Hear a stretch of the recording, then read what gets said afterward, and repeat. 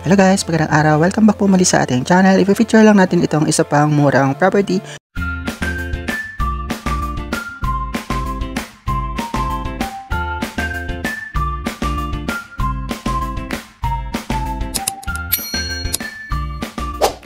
Ang susunod na property na ating pupuntahan ay located dito sa may ACM Woodstock Homes. Dito lang sa may Calzadang Bago, Imus, Cavite.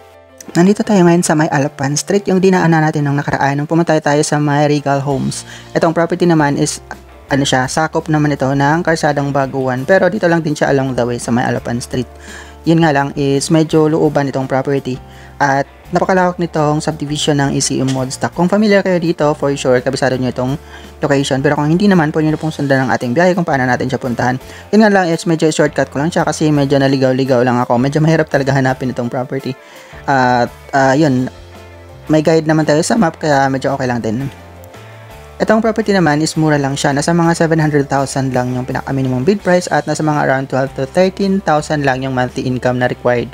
So, pwede kayo mag-bid dito kung gusto niyo itong property.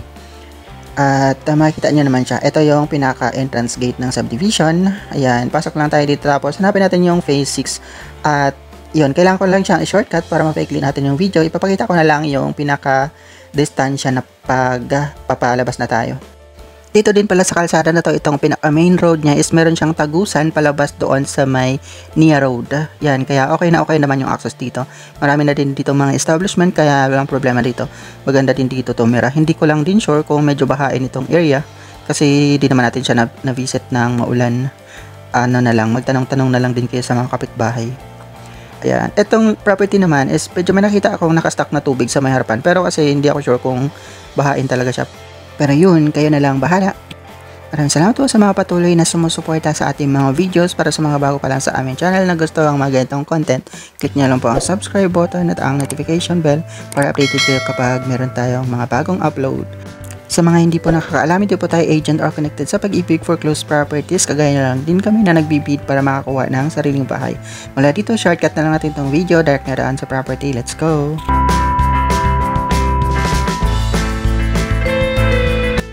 Ito yung pinaka-arco ng phase 6. Bali, dito tayo papasok. Hanapin natin dito ang location ng property.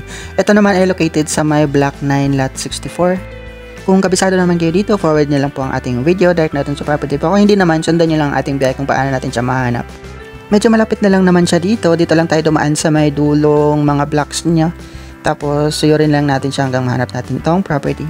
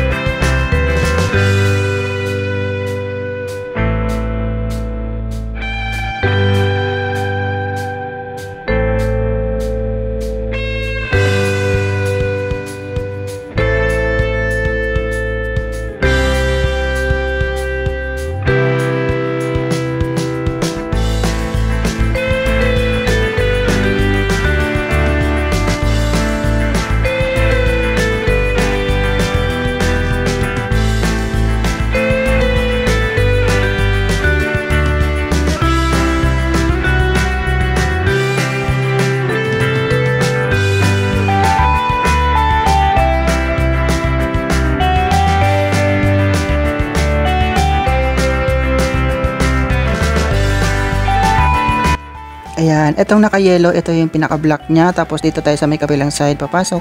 Andito lang located itong property sa may una ng konti. Makita niyo dyan, medyo may tubig-tubig. Hindi ko alam kung sa mga naglalaba yun or mga nakastock, kaya hindi ako sure kung binaba itong area. Medyo alanganin kasi kapag ganun, parang wala siyang maayos na drainage. Yan, kaya yun, kaya na lang bahala. Itanong nyo lang din siya sa kapitbahay kung mabilis bumaha dito. Ito na po yung location ng property. Ito lang siya, yan, yung bahay na to. Medyo okay naman siya, nakasarado din. Pero sabi naman ng kapitbahay sa tabi, wala naman daw nakatira na dito. Parang na siya, yan, parang abandoned na nga siya. Hindi na nga siya naaalagaan at maraming harang dito sa may harapan. Kaya yun, may mga bills din siya ng Meralco sa may sahig. Tapos ganito lang yung itsura niya. Yan, ganyan lang kaliit yung extension niya sa harapan. Ano lang naman to, row house, tsaka mura lang to. Kaya yun, okay na din siya. Kung naghanap kayo ng bahay na afford nyo bayaran, okay na din naman to. Kunti na lang din naman ipapaayos niya dito. Nasa inyo na lang kung gusto niyo ipapa-extend sa taas. Medyo hindi naman siya ganun kaluma. At meron dito ang laki ng padlock kaya hindi natin siya mapasok. For sure, sarado din naman yung pinto nito. At yon nga, may extension siya dito sa harapan na simple lang. Meron din naman siyang maayos na backhood at grills. Sayang lang na foreclose. Alam ko mura na lang to eh. So baka nga may issue nga dito din yung nakatira. Kaya yon, hinayaan na lang na foreclose. Hindi natin alam kung ano yung problema.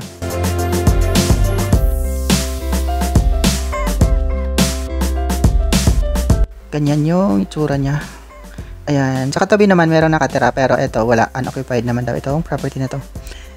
At based naman sa specification na Pag-ibig, unoccupied din naman siya. Based naman sa picture na naka-upload sa website ni Pag-ibig, ganito din naman yung itsura niya. Natugma naman siya. Ganyan. Ang date nitong picture is February 18, 2024 lang. Ang tubig nga daw pala dito is naka-deep well sila. Kaya hindi naman siguro problemado yung tubig unless lang maglilinis sila ng tangke.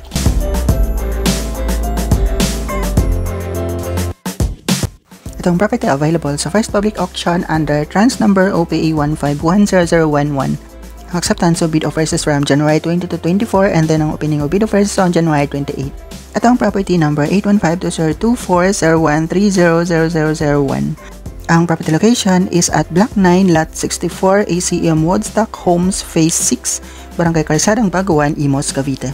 Ito ay isang row house na may lot area na 36 square meter and then floor area of 42.75 square meter. Ang minimum bid price sa Pag-ibig is 706,400 and then ang gross monthly income na required based sa minimum bid price is 12,426.93 at ito ay isang unoccupied property.